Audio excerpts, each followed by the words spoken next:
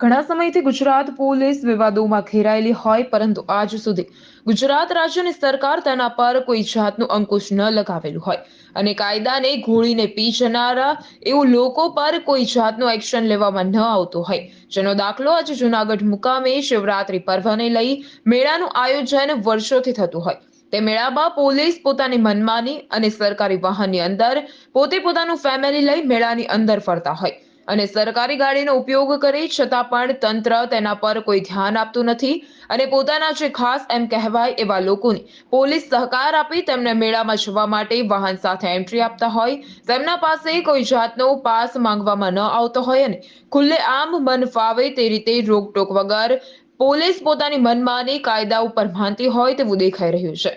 પોતાની મનમાની અને કાયદાના રક્ષક હોવા છતાં કાયદાના ભક્ષક બની રહ્યા હોય તેવું લાગી રહ્યું છે.